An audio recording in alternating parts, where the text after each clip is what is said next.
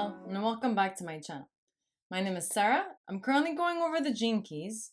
The Gene Keys is a book by Richard Rudd that goes over 64 gene keys. If you go to genekeys.com and type in your information, you will be able to retrieve your hologenetic profile. Your hologenetic profile consists of sets of gene keys that pertain to you specifically. So by looking up these gene keys, either by video or through the book, you will understand yourself better. You will understand why you are the way you are. You will understand your evolutionary path, and you'll have a better idea of what your purpose on this planet is. So the reason why I love the gene keys, it's because it mixes science and spirituality together. I come from a world where it is not spiritual at all. My friends don't really watch my videos other than just to support. My family doesn't watch my videos. My ex-coworkers, I've worked with a lot of wonderful talents. None of them watch my videos. And it's okay. It's okay. Because there's a huge disconnect between the scientific world and the spiritual world. It's a polarity, right? They're at each end of the spectrum. So what I would love to do is I would love to bring these two closer together, mesh them together. You know how many talents I know, wonderful people, they don't have Instagram, they don't have Facebook, they don't have anything on social media. So unfortunately, these wonderful talents, these brilliant people are going unnoticed, so-called unnoticed. And then you have also, brilliant people on Instagram, but they're also, in their own world. So it's for me, I would really like to mesh these two worlds together because they're disconnected. I spoke to a few friends. I hung out with a few ex-coworkers yesterday, and they're like, "Oh, we love your videos. We just fast forward the place where you read." And I'm like, "You can't do that. If you fast forward where I'm reading, then you're just listening to my stories, which is not really the point, right? My stories are emphasizing or giving examples to what I'm reading. But let's say if you skip that part, then my videos don't really make sense anymore, right? So even when they're watching the videos, they're skipping the part where it's important. So again, I would love to mesh these two worlds together.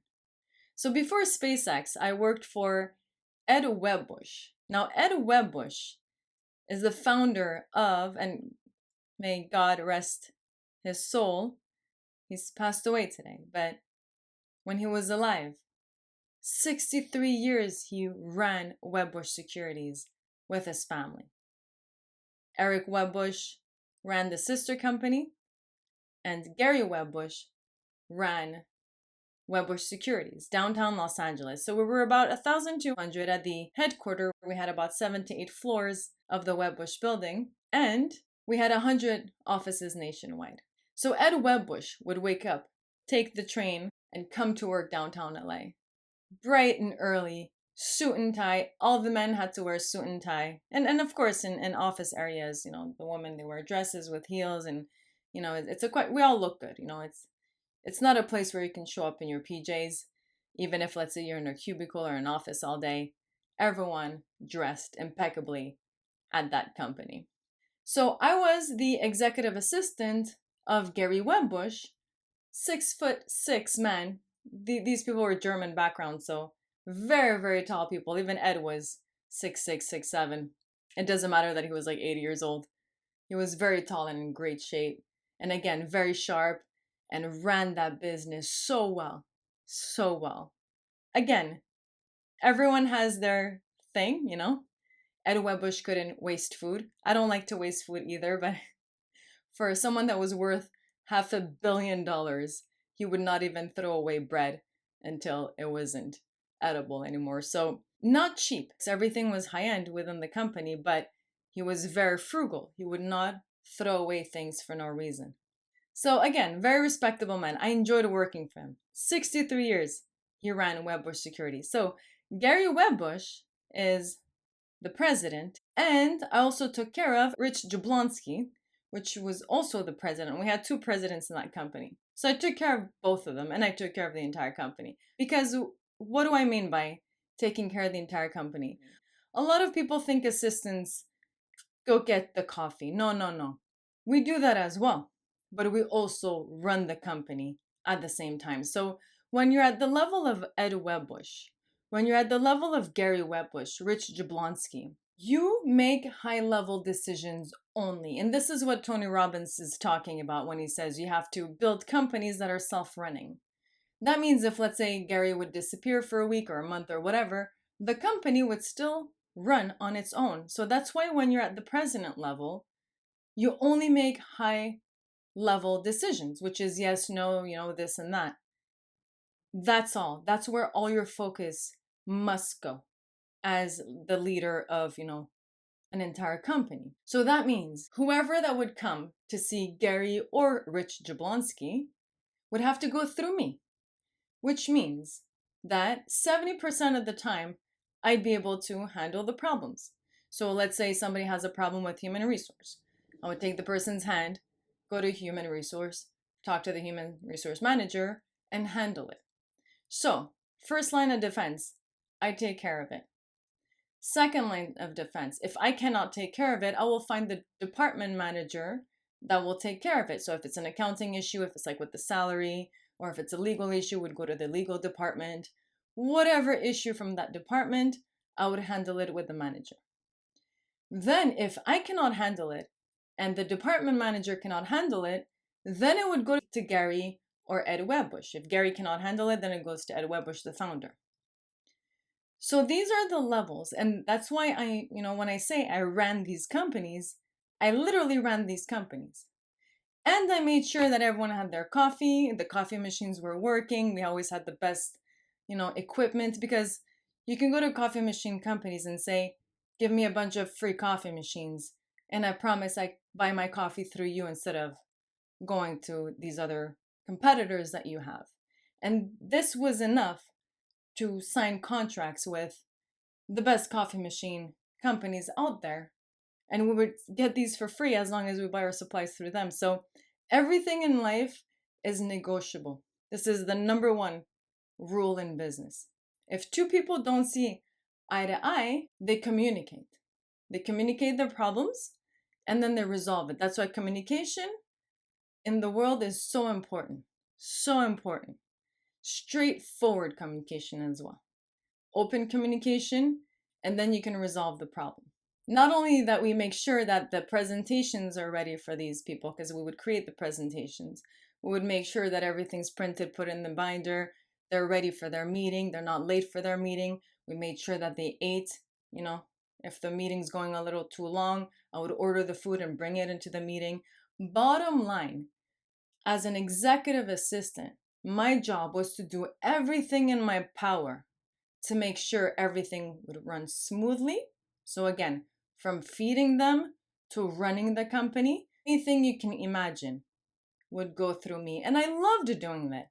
And because I loved doing it and I had great talent doing it, they would give me their workload so that they can make the executive decisions.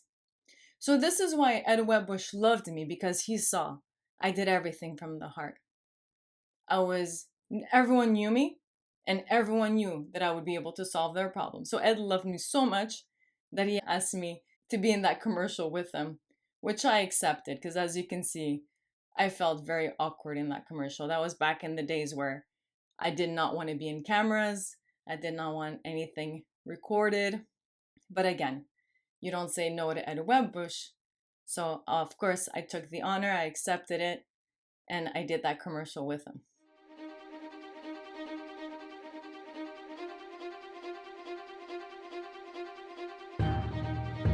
This is Doug Galloway here at Wedbush Securities. Today's bond is a Western Hills, California Water District bond with a coupon of 5.3%. If you have any interest in this bond, give us a call at 760-836-3000. Hello, I'm Edward Wedbush. Let's invest. So working at Wedbush Securities was a lot of fun. Because, I don't know if you saw the movie The Wolf of Wall Street, but Gary Webbush was a really cool guy. And again, everyone has their flaws. I'm not saying he was perfect. No one's perfect. People that are striving for perfectionism, I think That's a really big problem. Never ever go for perfectionism. I've worked with so many multimillionaires, and these people are far from being perfect. So, anyways, Rich Jablonski, self made president, came from nothing, an Italian from New York, originally from Malta. This guy was like a rock star.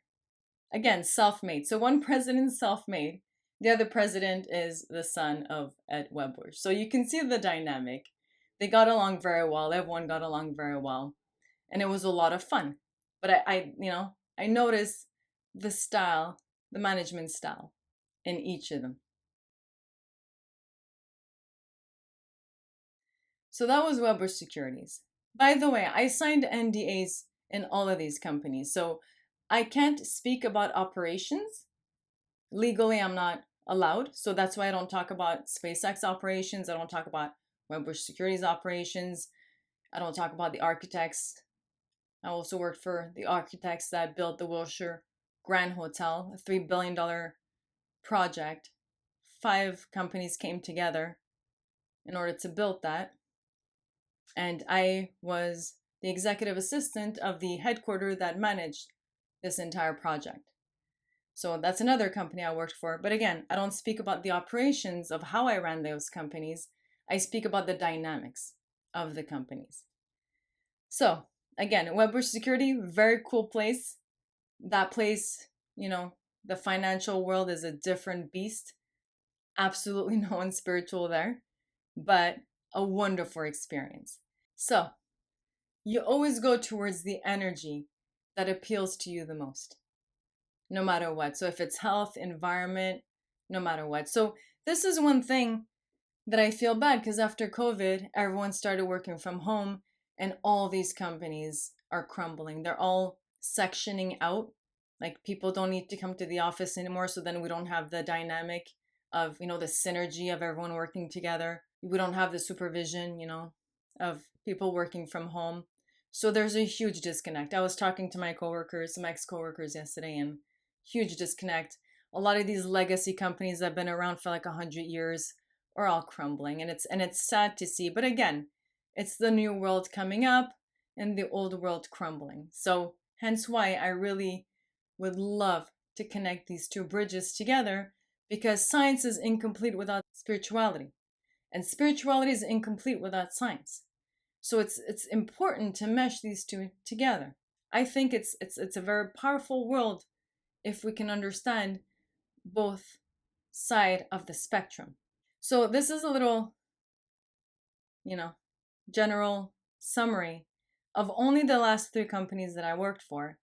And by the way, the Korean Air logo looks like a Pepsi. For the longest time, I was like, why is there a Pepsi sign on top of the building? Yeah, that's not a Pepsi sign. That's the Korean Air logo. So again, $3 billion project. If you ever are downtown LA, go check out that building.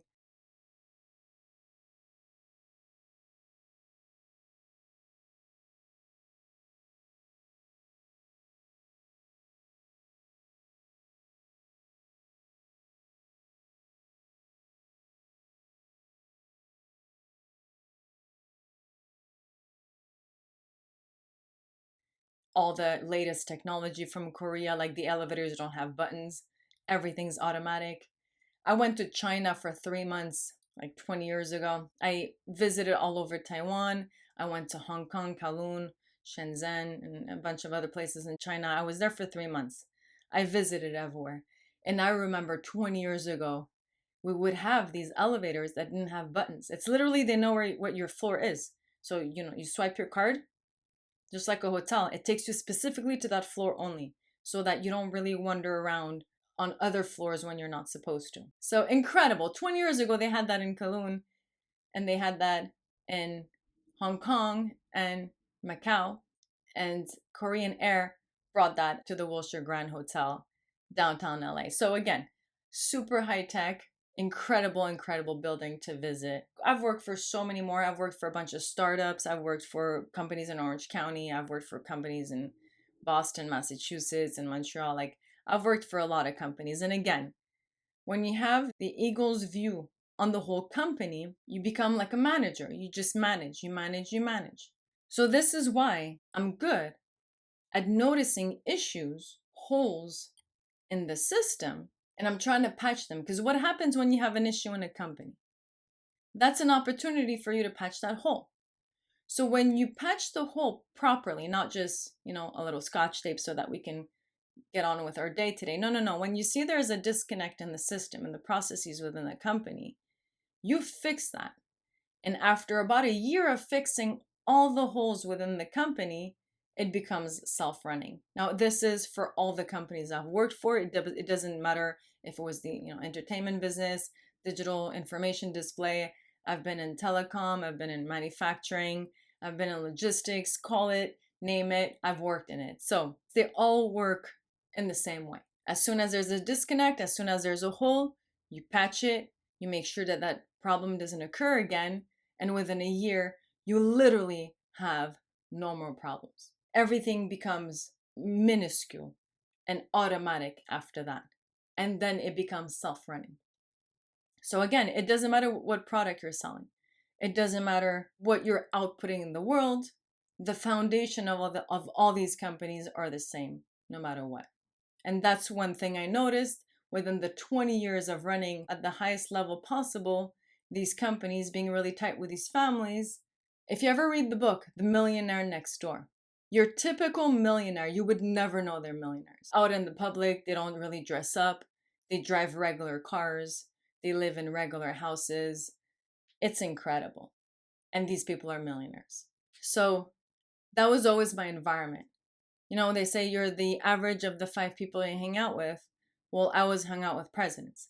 But you become the average of the 5 people that you enjoy hanging out with, not necessarily hanging out with. Because like I said, I hung out with nothing but presidents and their families for 20 years and their companies. And all the events. I threw so many events. I threw an event for 350 people at SpaceX. I had to rent out an entire park. You get a certificate of liability for insurance purposes worth $1 million in case someone hurts themselves. And then you get the food truck, you get the entertainment, you get the tickets, you get the supplies. It's insane organizing these things. But again, a lot of fun. So I ran with these companies for 20 years. You are the average of the 5 people you enjoy hanging out with. Because I am not these people. But I enjoy hanging out with my friends, with my ex-coworkers, and these are people just like me, have regular lives. We live in regular houses, drive regular cars. We're not poor, we're middle class. And that's what I'm the average of. Of the 5 solid people I enjoy hanging out with. Because that's the environment that I like. I'm not trying to be someone that's worth $500 million. I've seen Ed Webbush's life. Do I want it? No. That man worked really hard for 63 years, nonstop. You live on a different level, to each your own. So wonderful, wonderful experiences. And I cannot emphasize enough. In all the companies I've worked, everyone was always trying to fit in. Everyone. Nobody would ever show who they really are, because if you show who you really are deep inside, you're not part of the cool group anymore. And it's just like high school. These companies are just like high school. You have the popular people, you have the less popular people. You have all different types of dynamics within these companies, just like in school. So again, it's the programming, you're trying to fit in. I remember there was this girl that would wear these turtlenecks every day. And she would come in with a motorcycle all the time. So in the beginning, I thought it was for protection, in case she falls, she's covered. But man, after I think the 2nd year, I couldn't help myself. I asked her, I said, why are you always wearing turtlenecks? It makes no sense. Not in California. What's really going on? And she showed me. She was tattooed all the way here. And she was ashamed. There was no way in that environment you can show that. She would have gotten fired. She would have gotten fired for sure. There's a promotion. She would have never gotten it. So that's just an example. And it took me 2 years to ask this girl. I was like, you know what? I gotta ask. This is now something's wrong. And she's getting beat up. I was like, maybe her husband's beating her up. And she's, my brain went far. So I asked, and again, communication, right? You communicate, the person responds, and then you're like, okay, I feel better. We talked it out. So again, I felt sorry, but that's what it is. Like, I hate wearing heels, but I was wearing heels all the time because that's what you got to do to fit in. So after 20 years of working at high levels and with all kinds of different people and presidents and founders, I'm telling you, if we can all embrace who we truly are and not try to mesh in and blend in with everybody, this world would be a much better place. Companies would run way more efficiently. And we're getting there. The old world is crumbling and the new world is building up. And the people with experience have to. This is our job. We have to guide the younger generation. Yeah, the younger generation has one thing over us. Absolutely, I will give them this. No matter who they are and no matter what their IQ is. They will always have this one thing over me. What's this one thing that they're going to have over me? The energetic level. When I was 20, I would go to this club, that bar, this place, that shopping center. It would never end. I would go to that company. Then after that, would go to happy hour. After happy hour, would go out to, this other club. I don't know. It would just never end. Now, I don't have that energy. I'm effective for about 5 hours in a day. And after that, I got to close all technology and go outside because I can't take it anymore. So the advantage of the younger generation is the level of energy. They have so much energy. They don't even know what to do with it. They have so much energy. And the older generation have the experience that, again, you cannot find in books. So the best is for the older generation to guide the younger generation. And these two coming together, wow, extremely powerful. You take the energy of the young and the innovation of the young, because it's a new world. Like the world of, social media is a world that took me forever to understand. And I was talking to some people yesterday and they were like, we're never getting into that. Yeah, I get it. 100% get why. Because the real world is not like Instagram or Facebook and vice versa. Huge disconnect as well. So we have to use technology to our advantage and we have to use the experience of people to our advantage. Like I know so many people that don't have Instagram. If I can, put these people on the spotlight already, we would have incredible role models. But again, these people refuse to do so because they're from the old world. So young generation with the innovation and the energy and the drive of wanting to fix everything, and start from scratch and building a new world with the guidance of the older people that are tired and don't want to work as much. Because like I said, look at where I come from. And a lot of these people that I talked to, they were at the head of the game. And today they're struggling. All these buildings, like I said, these legacy buildings, the inside of these buildings are incredible. When you've been in a building where a company has survived within it for 100 years, you can tell from the pictures and the memories and the artifacts that they have. It's like a museum. It's incredible. It's like a museum. And now all of this is falling apart because everyone's working from home. So this disconnect is not the best thing. We have to go back into communal. We have to go back into societies. We have to go back into talking to people, meeting them in person, hanging out with people. The fact that everyone's in their own corners, not getting out of the house. You know how many people I know that go grocery shopping on Sunday so that they don't have to leave the house up until Saturday. So now it's like nobody gets out of the house. Nobody is really socializing in companies anymore. These companies are falling apart and everyone's becoming individual, and now we have AI taking over. So again, no problem for it to crumble, but we got to rebuild societies. We got to rebuild communities where people feel like they fit in. If you find a community that you feel like you fit in, be a part of it. Because as humans, we need to interact with other people. Like I felt so much better after hanging out with these ex-coworkers. We talked about old memories and incredible. I had my best life working at these companies, running these companies from my heart because I always loved it. And the presidents loved me for it because all they had to do is chill, laid back, eat whatever I would order them because I was always 5-star, and just say yes, no, sign this, sign that check, high level decisions. Everyone has their role. We have people that need to be in upper management because that's what they're good at. And we have people that we need to, on the service level. We need janitors to clean the place.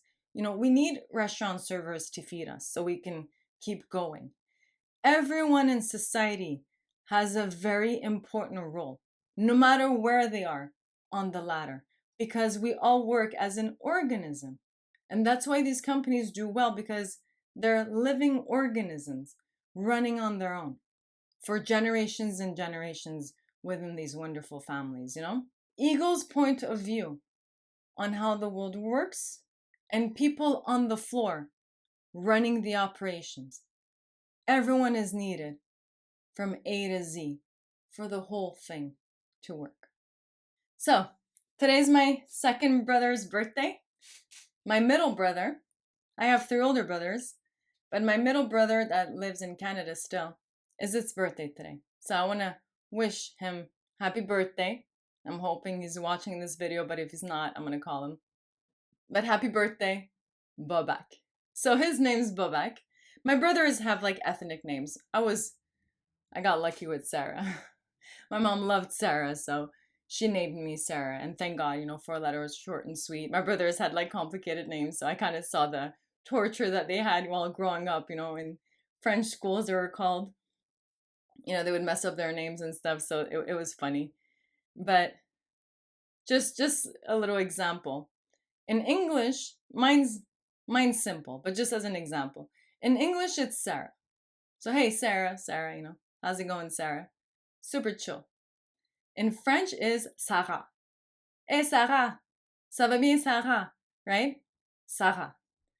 And then in Turkish Farsi, it's Sara. I'm not joking. I swear. It's Sara. So when my friends would come over, they're like, what? How did your mom call you? I'm like, it's Sara. So my second brother is called Babak. And Babak is a name of a prophet. Like I said, Turkish names all mean something. Like one of my brothers, his prince, his name is a translation of the word prince in Arabic. My other brother is called by a name. I don't want to give the names away because it's my personal life, but I have a brother where a name, it means long-lived, someone that has a long life. So that's my youngest brother out of the 3. They're all older again, but that's the youngest brother out of the 3. And the middle, which is his birthday, his name is Babak, the prophet. So we would make fun of him. Babak, it's an unusual name. So if you ever read Babak backwards, it's kebab. So we'd be like, hey, kebab, how many kebabs you want? Or like, I would call him Bob in public. I'd be like, yo, Bob. Just, my other brothers would call him Babushka or a bubbly. Oh, that would piss him off. He would just hate it. He would hate it. But he's like an incredible brother. He literally ran the city of Laval. Laval is an island north of Montreal, and he ran the city of Laval. So it's like you're one level lower than the mayor, and leadership skills, incredible leadership skills. And he was always for the people. And that's why he was a wonderful leader. He always represented the people and, the government, but he always fought for the people. And that's why he was able to go from the mailman all the way to, like whatever that governed the city of Laval. So impressive. Again, self-made. He can fix his car on his own. He never needs to go to a mechanic. He just buys the parts and fixes it himself. He literally built an entire condo with his hands. So he can build properties, fix cars, camp.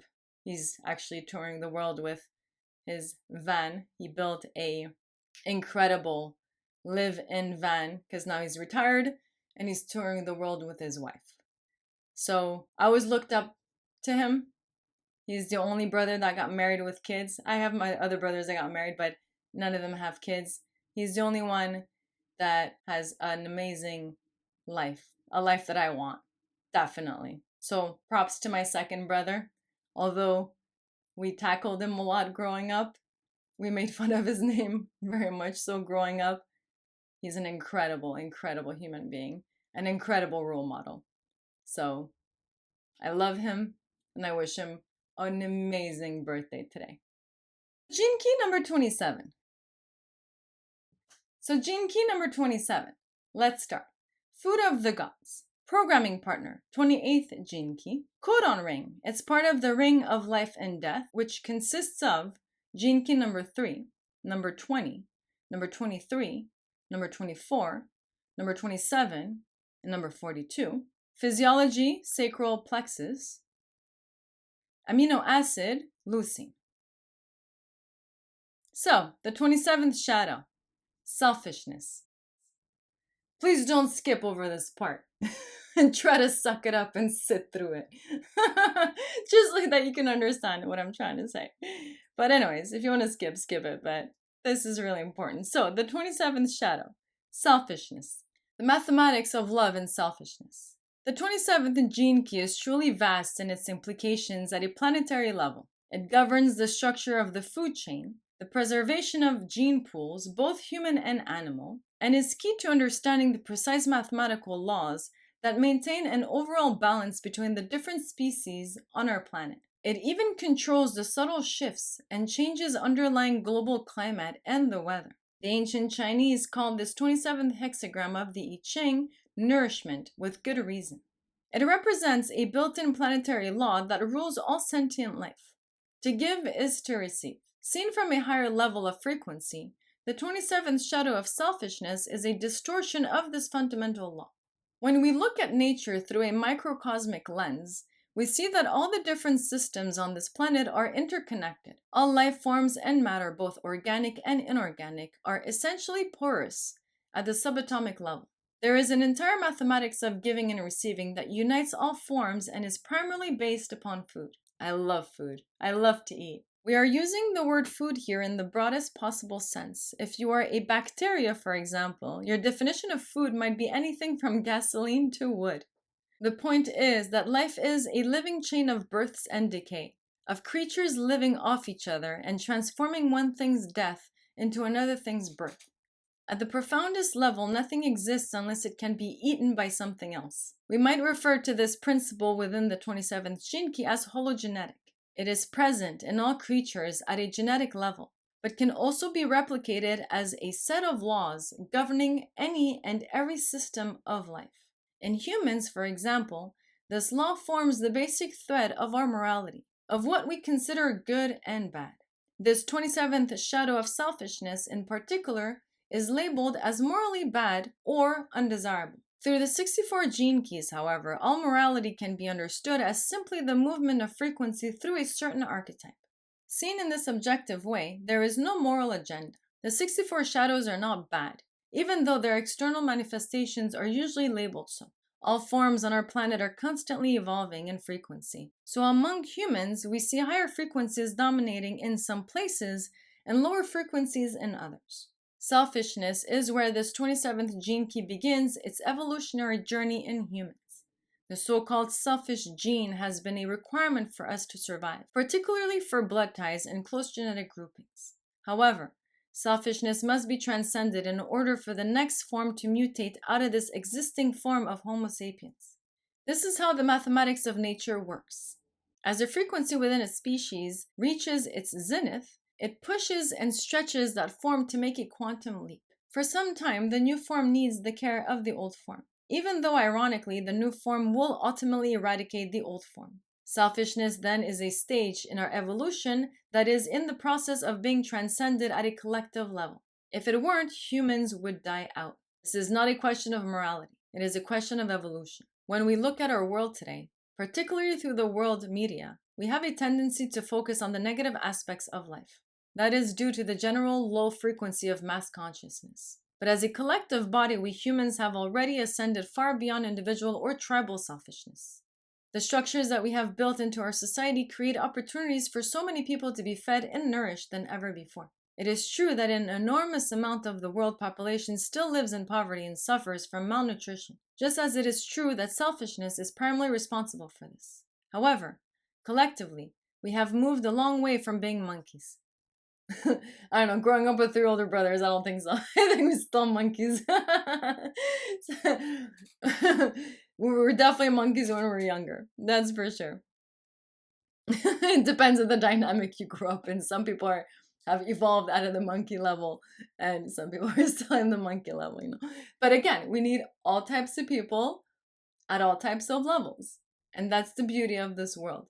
You get to see the variety, the difference amongst everyone. And the way I grew up is not the same way as, let's say, a child that doesn't have sisters and brothers.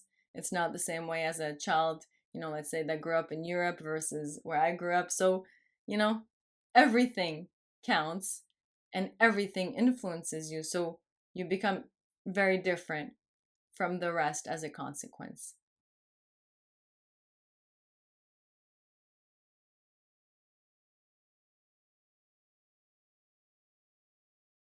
And Dr. Gabor Mate, Gabor said it. You can be a brother and a sister growing up in the same household, and the experience would not be the same. And the love from the parent will not be the same because, the senses are different from the child. So even if they're receiving the same love, they're not receiving it in the same way. The perspective is not the same way.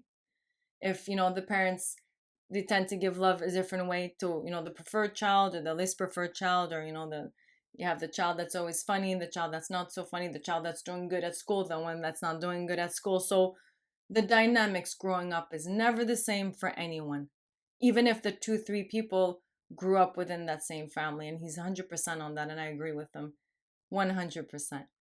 So the way I was raised in my family is the same. It's not the same as the way my brothers were raised at all.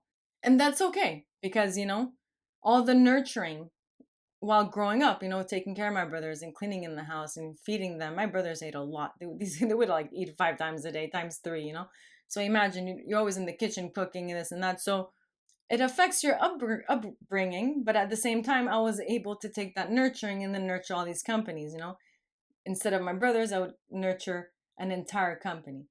So everything happens for a reason. Even when you're young and you don't understand why, it's for the best. It's happening for you and not to you. And this is why I say no one can live someone else's life. Like, I never ever look at someone other than maybe like Tony Robbins and I'm like, I want their life. Even how great it may look, I still rather mine. So that's why we're all made for our own lessons and we're all made for our own environment. Now, if you upgrade an environment, no problem, but it has to be pleasant. Like, I'm not just going to hang out with a bunch of billionaires, because they've made more money than me. Like, that to me is not enough. I know about trust funds accounts, and man, it's a different language. I speak 4 or 5 languages, and I couldn't speak the financial firm languages. It's so confusing, and it's done like that on purpose because they know what they're doing. It's incredible how it works. So it's all about connections, and it's all about question of what information you know. But again, this is not information that the common person knows unless you work for JP Morgan, Wedbush Securities, and companies like this. It's not really a language you're going to speak, So again, environments show you a lot, but now if it's a question of you want to stay in that environment or not, that's 100% upon your decision to make. Even so, the current human vehicle is still designed for selfishness and is not easily suited to the higher frequencies. It is still relatively rare for humans to raise the frequency of their genetics even to the gift level, let alone the acidic level. Thus, our species must prepare itself to make the genetic quantum leap, because that is the only way that it can truly transcend its built-in selfishness. By viewing selfishness in this way, perhaps we humans can begin to see through the higher frequencies of the 27th gene key. Selfish acts cause devolution, whereas selfless acts cause evolution. If we add to this a further equation from nature's mathematics, we will see that the 27th shadow of selfishness is equal to purposelessness. This equation is created out of the twin binary of the 27th shadow and its programming partner, the 28th shadow of purposelessness. This binary coding leads to a dead end. Selfishness does not pay well since it makes us imperious rather than purus. Purus, I looked it up. Impurus is the contrary of purus. Purus means spongy. So you can, you're like a sponge in your environment. You take in the information.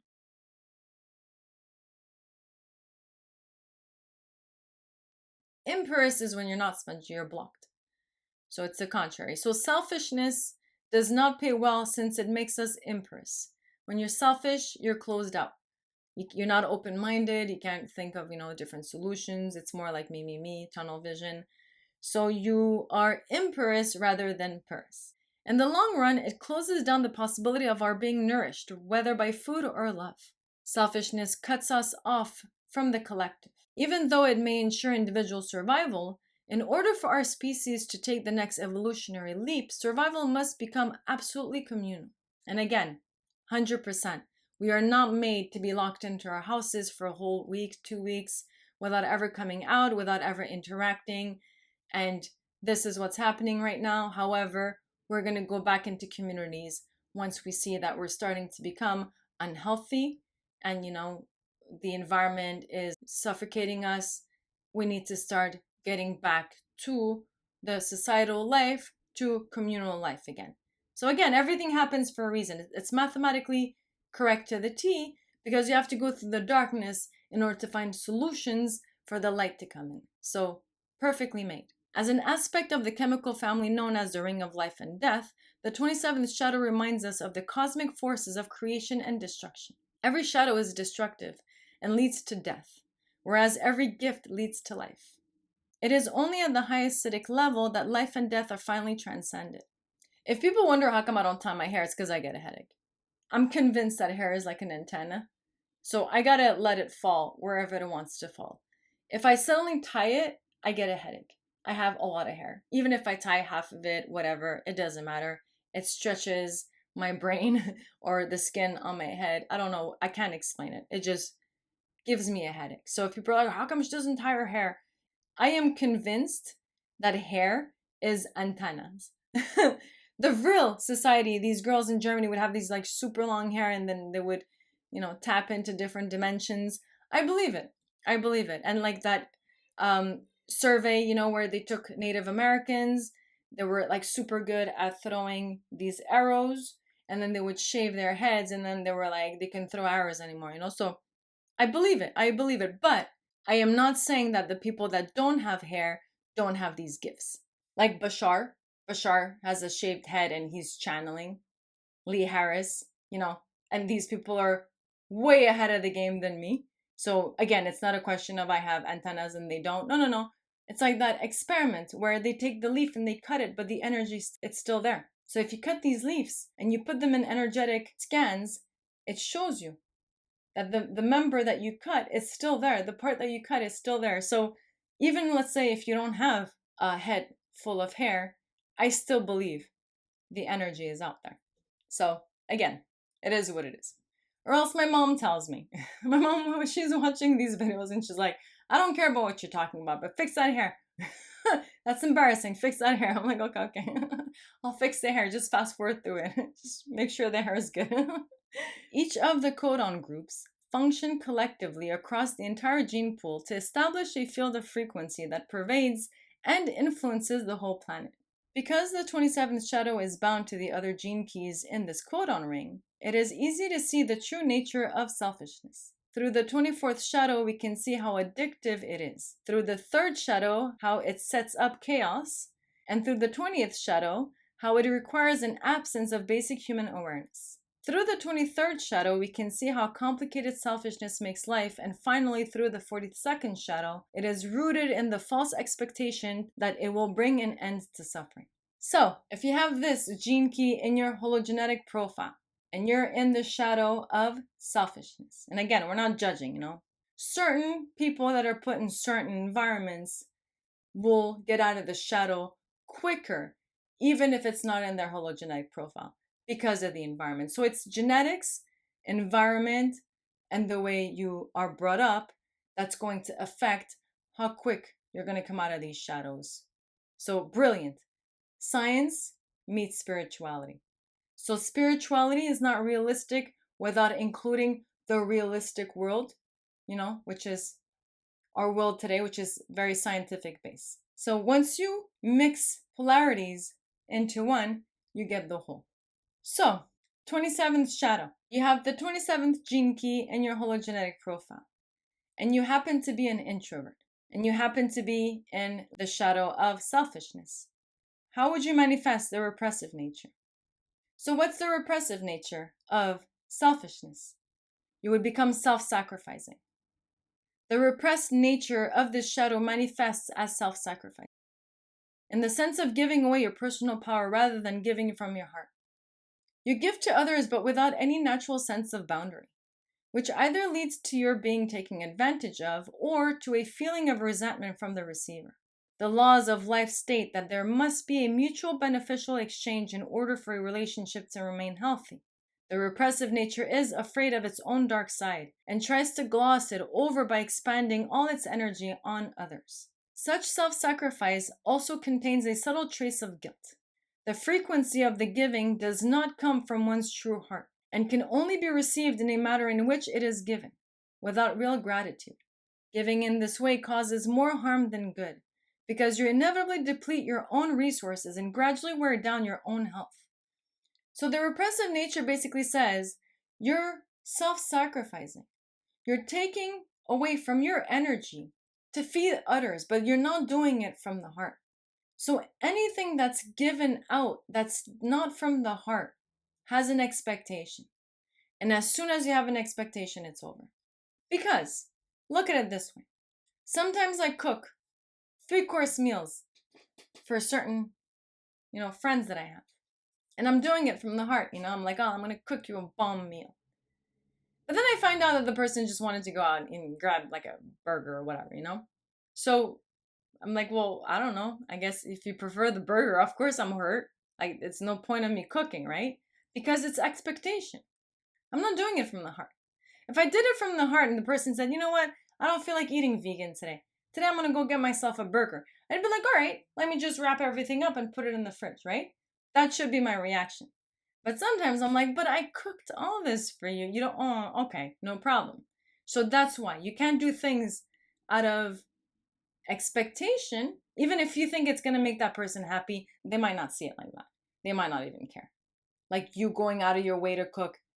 I can't tell you how many people are like, I don't care. No, it's like you cook, now I got to eat vegan food. This sucks. And I'm like, wow, that is not what I was expecting. But that's okay. Let's go grab you a $2.99 burger and fries with the Pepsi. Let's do it. I don't care. I don't get hurt anymore. I don't care. That's why now I won't cook unless the person asks me, hey, you want to cook for me? Okay, no problem. Then I'll cook, But I used to do that, but it's self-sacrificing. Just because I would love for someone to cook for me doesn't mean that they would love the same thing. So again, you can't do things if it's not from the heart. And if it's from the heart, you don't care if the person refuses. Because you know what? I want a burger. No problem. Wrap everything, put it in the fridge. Let's go. Right? I don't like eating leftovers, but whatever. I'll eat leftovers because you want a burger. No problem. Let's do it, So again, self-sacrificing. And I used to do that. So, I grew up with brothers. I had to be selfish. So I was either self-centered or self-sacrificing. I was in this shadow. I'm proud to say that I'm not today, but I'm sure some people think I still am, but that's okay. So what's the extrovert version of this? You're in the shadow of selfishness and you're an extrovert about it. You become self-centered. So the reactive nature is self-centered. So the reactive side of this shadow is about giving with an agenda and not about being purely selfish in the sense of holding back your energy. These people give to others in order to get something back for themselves. This kind of political giving creates its own aura of manipulation and encourages distrust. When such people give to others and do not get back what they expect, the latent anger of their reactive nature suddenly explodes to the surface. All reactive natures have this capacity to lash out others. And the 27th shadow can often seem the most shocking because in the beginning it appears to be so generous and giving. This kind of giving comes entirely from the mind rather than from the heart. Let's say when you're in a relationship where it's mutually beneficial, Let's say, I cook and clean and you go to work. And this is the agreement. Well, that's where a lot of these fights would come. Hey, I cooked all day and I cleaned all day. Where is this? I expect this in return. That's why for me, that's one thing I try to avoid. Like transactional relationships. Because I know it's going to backfire because of this. Because of this.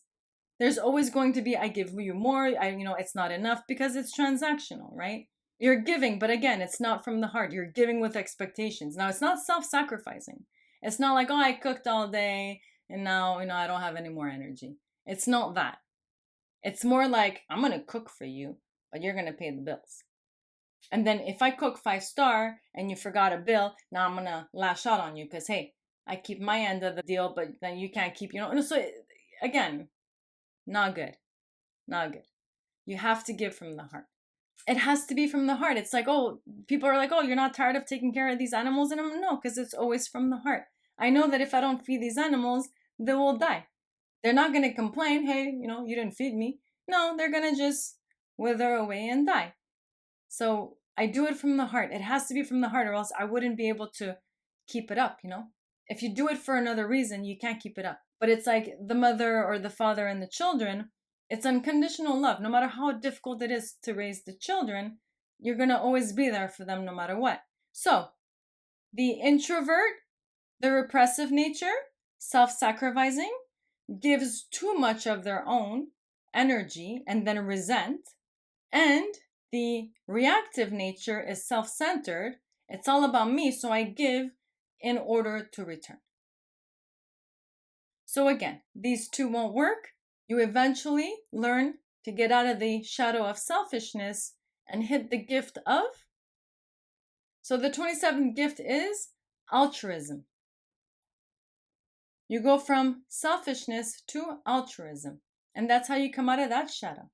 The pod mind. The 27th gift can be understood most clearly by observing it in the animal kingdom. Among the 64 gene keys, there are certain gifts that have a close connection with other species. In the case of the 27th gift, the connection is with other mammals. This gift represents the communal bond that exists between members of the group or family of mammals. For example, in a pod of dolphins, the 27th gift is seen reflected in pod mind, the invisible psychic force that unites these creatures and keeps them together. The pod mind monitors the safety of the pod as a whole. It functions through each individual dolphin but is instantly communicated to all members of the pod. The nature of this pod mind is altruism, in the sense that if an individual member is in danger, the pod is in danger. All dolphins will turn to assist it. Sometimes in mammals, an older member will even sacrifice itself to save a younger member, thus ensuring the continuation of the lineage. At a high frequency, this communal altruism that exists between family groups extends to the species as a whole. In humans, altruism ensures our survival as a species. It ensures a happier, healthier life, even though it may not always be the life you were expecting. Giving from the heart can stir up unexpected cosmic forces that work to your favor. To give to others simply for the sake of giving activates healthy currents deep within your body. Through selfishness, you may acquire much for yourself, but you will not acquire a true sense of higher purpose. Purpose flows from altruism like water from a spring. It bubbles up inside you, making you feel warm as well as spreading this feeling to others. Another aspect of altruism is its ability to be detached. We have already seen through the ring of life and death how closely linked the 27th gift is to the 42nd gift of detachment. The primary difference between the 27th shadow and the 27th gift is that altruism gives without expectation, as well as giving to causes that it knows will be fertile. The repressive side of the 27th shadow, self-sacrifice, is about giving to the wrong people, exemplified in Christ's parable of the farmer whose seed falls in infertile ground. Altruism is actually a form of intelligence that knows, through its vital connection to the group mind, what is worth giving to whom. So it doesn't say don't give, Absolutely. Give. Give as much as you want to give. But make sure you give to the right people. Because there's people that's just going to take, and that's where your self-sacrifice will become, selfishness, and you start resenting because you're giving to the wrong people. Now, I promise you, you give to the right people. Even if you give too much, they'll say, hey, it's enough. Sit down. I know you're tired. Sit down. I'm taking over.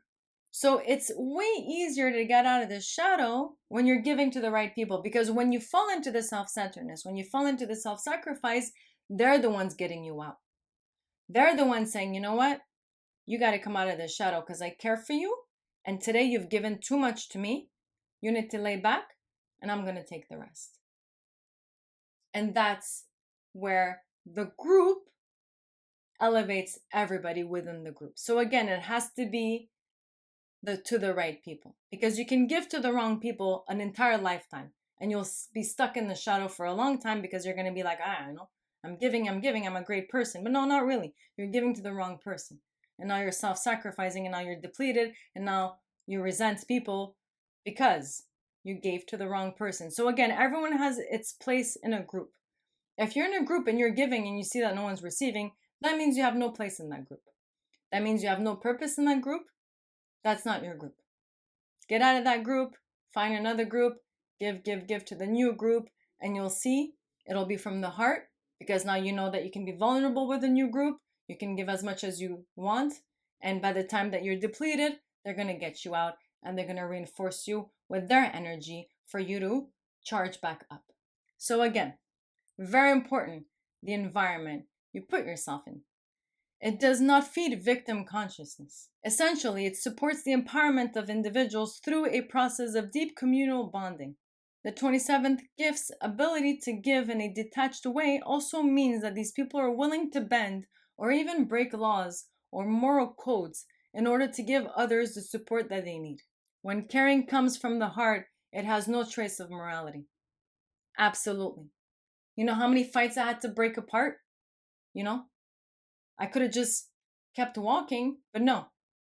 I had to interfere and break them apart, because to me, it's morally wrong to see, let's say, 5 guys on one guy beating him up. No, I gotta, step in and see what's going on. Why is this 5 guy on that one? Now, is it moral that I'm not minding my own business? It is what it is. The way I grew up, if someone's in need, you step in no matter what. No matter how ugly it is, you step in. You distract, you step in, you give the chance to the other person to run away or to defend,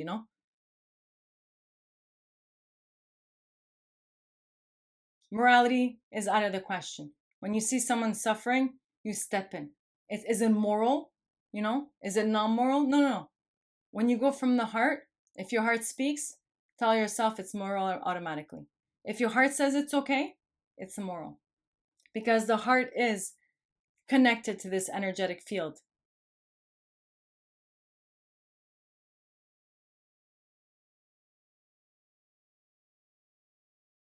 When caring comes from the heart, it has no trace of morality.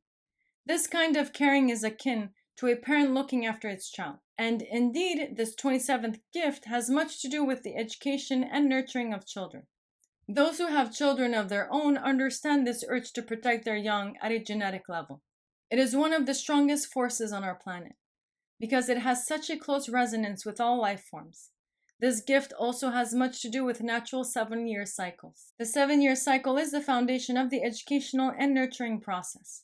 In human beings, this gift creates enormous genetic pressure to stay with your offspring for a minimum of 7 years. If you have this gift as a part of your hologenetic profile, as a parent, you will actually cause yourself physical, emotional, and mental damage if you're not an integral part of your child's first 7 years of life. This genetic pressure is inherently healthy for the family. Even if the mother and father are no longer intimate, the child must become the primary focus. Every child needs the balance of both the male and female aura consistently during that crucial first 7 years of life. Everything in the child's psyche is forged in the first 7-year cycle. Beyond these 7 years, other cycles of imprinting do exist, but this stage is already set. Any child who receives true nurturing from both the male and female in the first 7 years will have a strong physical, emotional, and mental constitution. And this is true, because the same brother that's his birthday today, he has a solid family. He has, he's married to a French Canadian, my sister-in-law. She's amazing. They have 2 beautiful kids. And again, like growing up, I was like, you don't want to go have a beer? Like you don't want to go party? Like they never ever cared for any of that stuff. Like they'll hang out with their friends and stuff, but it wasn't like the way I grew up. I can see the difference. Oh, I can see the difference. Like me was party club, like anything to do, just not to be home. Any activity out there, I will do it, because that would be more fun than going to the chaos at home, right? And that was like my entire life. This is the only time I'm taking it relaxed. That was my entire life, and that's why I wanted to experiment everything. I was like, well, I have nothing to learn from home, so let me go see what's out there. But my nephew and niece, solid. They're solid. Loving parents, secure. Like, they didn't even want to move out at some point. Like, I'm like, you guys don't want to move out. Like, I wanted to move out when I was 18. I couldn't wait for it to be 18. 18, I'm out. That's not the dynamic they were under.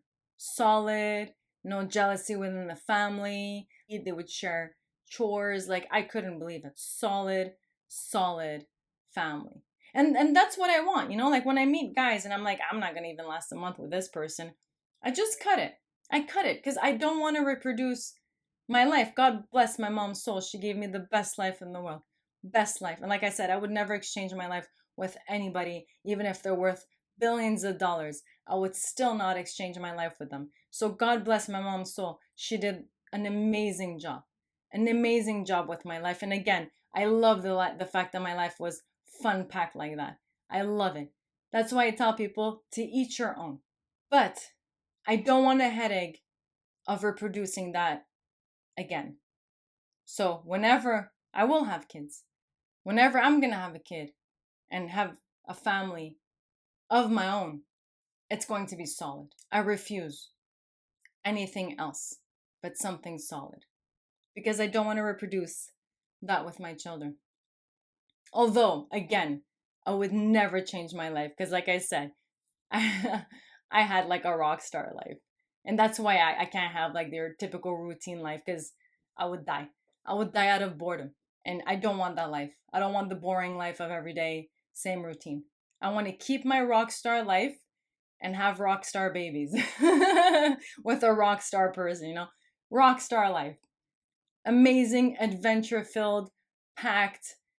Every day is going to be something new. Every day is going to be a new adventure. Nothing's going to be mundane in my family life. So that's how I'm going to make through the first 7 years. And then after that, it's okay. If we split, we split. But the first 7 years, I want to do this right because I saw what it was. The first 7 years, I was running away from a war. I was running away from, refugee, this and that. It was, the stress level it was too much because of the stress of the environment. So again, after what I saw, solid kids, how they grew up, that everything happens for you, not to you. I would much rather have my life than the simple life, but solid. So again, to each your own, but the first 7 years is very important. Any child who receives true nurturing from both the male and female in their first 7 years will have a strong physical, emotional, and mental constitution. In effect, they will always have the capacity to find their own inner strength. Such a child is likely to grow up with an altruistic nature rather than a selfish one. Of course, destiny arranges all manner of events that may split a mother and father apart, but nothing is ever lost. The opportunity for healing a split in these first 7 years will always reoccur in your life at a later date. You may indeed have to heal your own childhood wounds by becoming a parent yourself.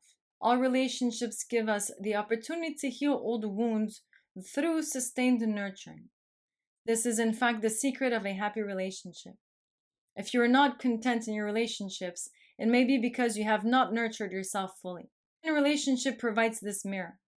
The true nature of the 27th gift is generosity, which is primarily about caring for others and for nature in general. These people can also make wonderful gardeners since they have a natural connection to the cycles of life and the EBB and flow of nature's rhythms. This gift also has a particular soft spot for those who are weak or afflicted. It is quite natural for those with this gift in their hologenetic profile to find themselves involved in the service professions where they can offer nurturing to others. At a very high frequency, the 27th gift gives off a powerful aura of trust, which is immediately felt by others. Such an aura of trust often allows others to let down their guard and open themselves up to nurturing, sometimes for the first time in their lives. At a deep genetic level, the presence of this 27th gift engages a feeling of communal security through its strong resonance to the group mind. As such, it is one of the most powerful healing gifts in the whole genetic matrix. So, you're in the shadow of selfishness. You're either self-sacrificing or self-centered. Think about just yourself because you're in the survival mode. You're trying to make it, in this world of dog eats dog, You don't want to be somebody's food, so you gotta be selfish. So once you're selfish and you see that that doesn't work for you because, just so much you want to be in the survival mode, you want to start contributing to the whole, the whole organism, you want to be part of the group, because again, we can't survive for long if we're always fending for ourselves. So you become altruistic. You give the way a parent would give to a child without any expectations, and you're looking after the weak, and you're looking after the ones that can't defend themselves, and to keep, loving the world the way a parent would love a child. So you come out of altruistic by hitting the city level of selflessness. You become selflessness. So you go from selfishness to altruism to selflessness. Love, the new superfood. The 27th city is about as mystical a city as you can get. It is very challenging to explain this archetype in our common language. The knowledge that comprises the 64 gene keys is reflected in the substructure of life at a genetic level. Until humans fully understand the science of fractals, we will not really grasp the nature of the universe. Everything we look at is a hologram containing the blueprints to everything else. The current evolution of humanity as a whole is set to make the transition from the frequency of the 64 shadows to the 64 gifts. The highest frequency of the 64 cities does not really concern the current stage of our species, and has more to do with our future as a consciousness. This is why in certain rare humans, a acidic state will spontaneously blossom but cannot yet blossom amongst the totality. Those people in whom the city is made manifest represent a state that is not really designed for the current version of Homo sapiens. In this sense, all acidic states appear as anomalies rather than the norm. It is extraordinary to reflect that incredible information about our future hides within certain places in our genes. The 27th city is one of the sacred places. In its present cycle, this part of our genome is dormant, waiting for its time. It is operating at a mere fraction of its full capacity. In our current cycle, it manifests within us as a kind of deep unconscious yearning for harmony. The outer symbol of this yearning is food, which is why the original Chinese name for this archetype was nourishment. The fact that our current planetary evolution is built upon one creature having to physically consume another to survive shows our deep limitation. We are not a species that can survive without food, but in the future we will be. At that far-off stage in our evolution, the true nature of the 27th city will become fully apparent. However, there are stages in our evolution where our genetics mutate, and each one of the 64 cities subtly shifts its capacity. We stand at the cusp of one of the greatest of these changes now. In the next few hundred years, the city of selflessness will become widespread across our planet. Eventually, the city will take hold of all life on Earth and bind it together as one creature, although our current carbon-based life forms are not capable of sustaining such a high band frequency. This will presage the time of the ending of food and the dawn of what we now understand as immortality, the 28th city, the programming partner of the 27th city.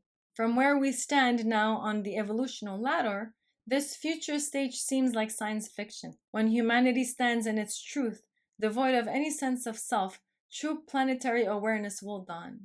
In ancient cultures, such as Aboriginals of Australia, ancient tales exist of a time when the awareness in animals and humans was indistinguishable, and we operated as a single unified field of consciousness.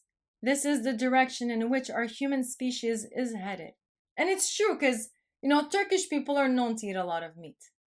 And if I can cut the meat and become vegan, it took me 5 years. Again, first year it was red meat. Second year I gave up bacon, like pork. Third year it was poultry. Fourth year it was cooked seafood. And because I loved sushi so much, I put that in the fifth year.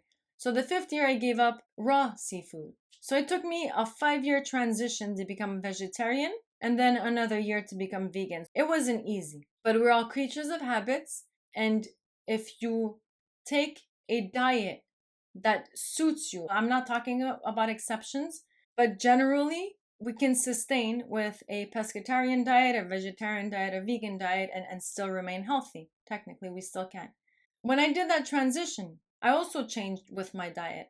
I see how this is relevant because once you don't eat animals anymore, you see them as equal. You don't see them as inferior anymore. You don't see them as, oh, your purpose is here for me to eat you. No, no, no. Now you see their purpose as mystical beings.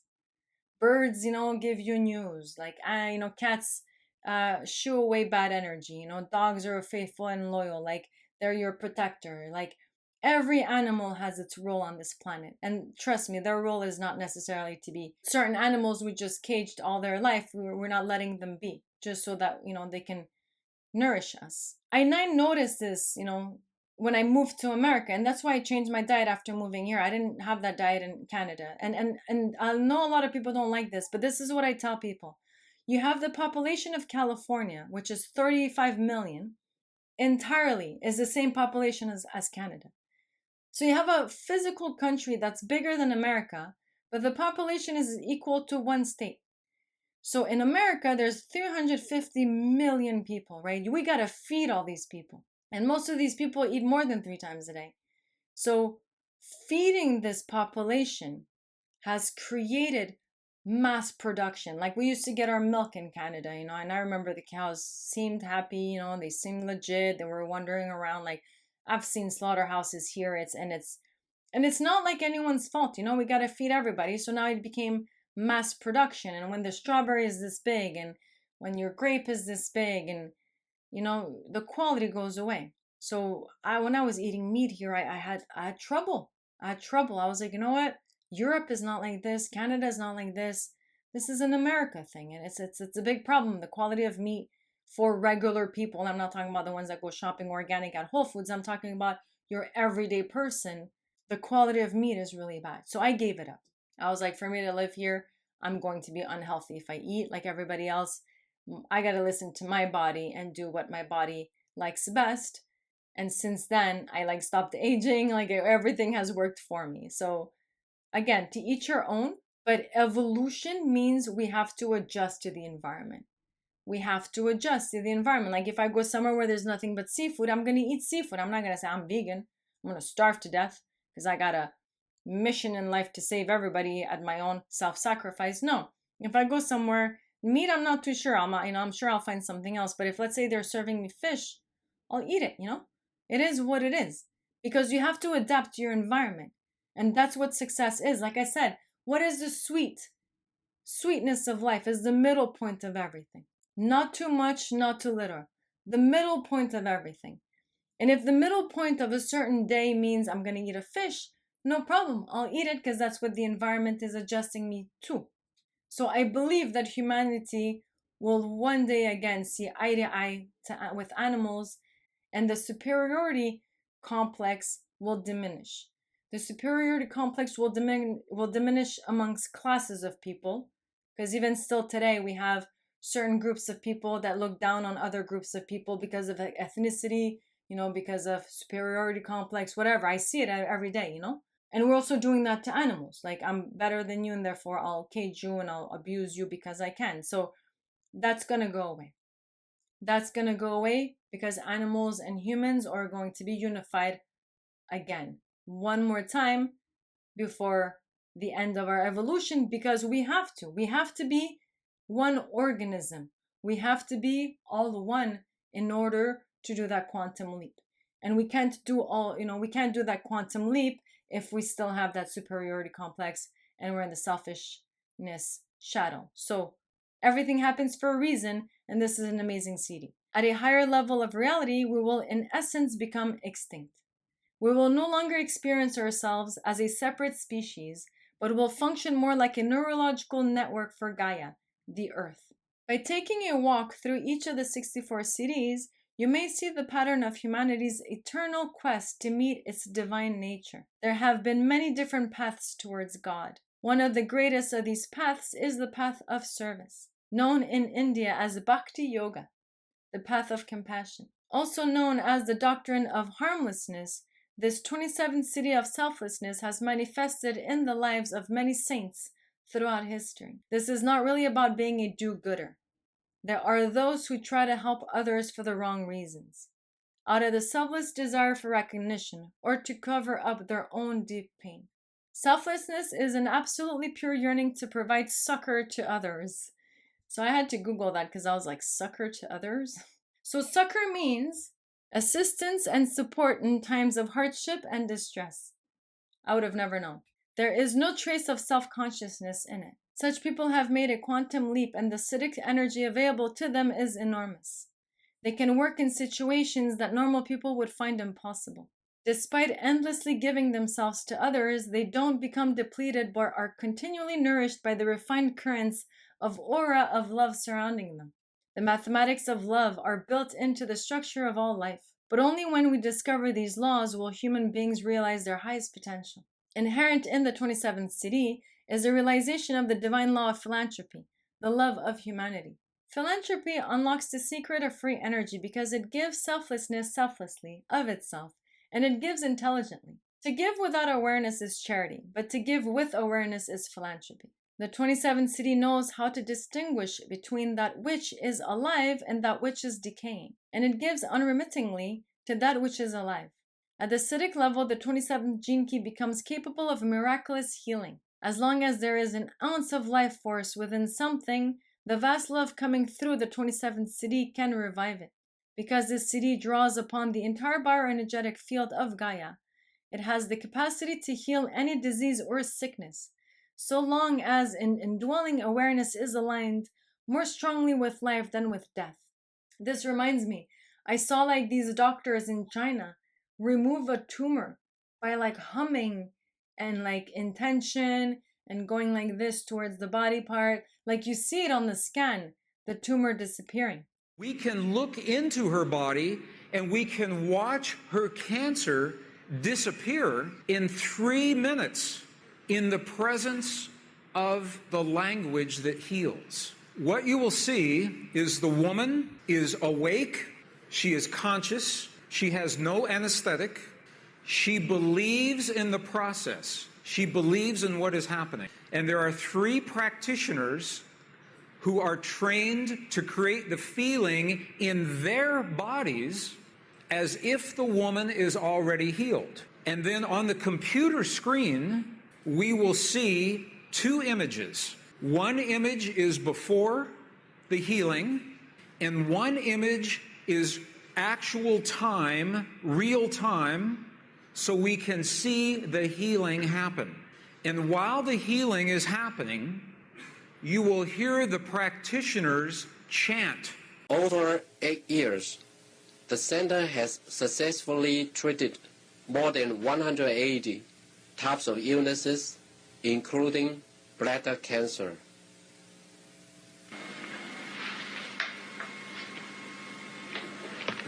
看到了没有？就是在这个膀胱，三角球的左侧。不要控制体温，哗哗哗，散散哗散哗散哗散哗散哗散，晓得吧？哗散哗对散哗散哗散，看那个看散哗散。 人就想了一下就彻底散了。放松，你放松，老师在这儿，散散散哗散哗散哗散哗散哗散，小了，站正，好，散哗散，没了没了没了没了没了没了没了没了没了，再站正，哗散没了，好没了没了没了没了，哗站正，没了没了没了，好没了没了没了，散散散再站正，散散消除散没了。 没了，没了，没了，没了，把场打破，没了，没了，没了，没了，没了，好了，没了，好了，没了，没了，好了，好，好了，我开始，哎，不好意思，能看出来，这是您几秒？这边这个下来，那个力度就那个差不多往前走，那个不像。上来，走了，好，没了，好的。 Okay. This is 2 minutes, 40 seconds. 2 minutes, 40 seconds. This, on the left-hand side, is the reference tumor. On the right-hand side, the tumor is gone. In the Western way of thinking, modern science says this is a miracle because they do not understand the field that connects everything, and they do not understand the language that speaks to that field. But once we understand, that is no longer a miracle, that is a technology. Like, this is miraculous healing. It's like Jesus, you touch someone, they heal. Like, this is an insane level because you have, you can tap into the field. You can tap into the field, take all the energy and heal people with it, which is pretty crazy if you think about it, One other way of approaching the city is through the analogy of music. There are certain cities that have a deep relationship to music as a binding force behind all life. This 27th city concerns the music of the elements as they combine and recombine, endlessly feeding off each other. There are indeed precise fractal mathematical laws that govern the cycles of the elements on our planet. The way in which water and air combine, both through the global weather patterns and within the digestive tracts and respiratory system of all creatures, creates an exquisite harmonic if we could but hear it. To reverse an old metaphor, on our planet, love is the food of music, and it can be found everywhere. To those listening through the ears of the 27th city, this love is all they hear. One day you too will hear this music. Incredible, incredible gene key. So if you're in the shadow of selfishness, that's okay. Because by being selfish, you self-sacrifice, you pay the price. You become self-centered, you pay the price. Then you learn to be altruistic, to give without agenda, to give the way a parent would give unconditionally to a child. Then you do this for a while, and then you hit the city of selflessness.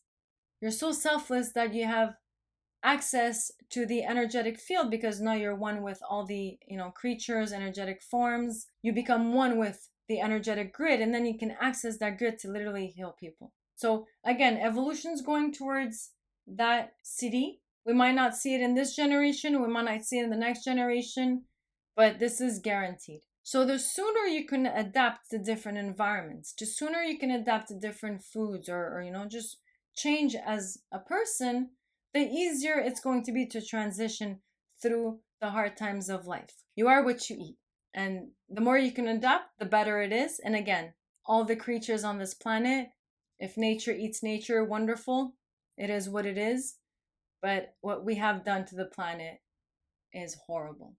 I'm personally not in the city level, and humanity's in the shadow level. So certain people are in the gift level, certain people are advanced in city level, but the general population is at the shadow level. So instead of resenting, we should know who we are. We should know where we are.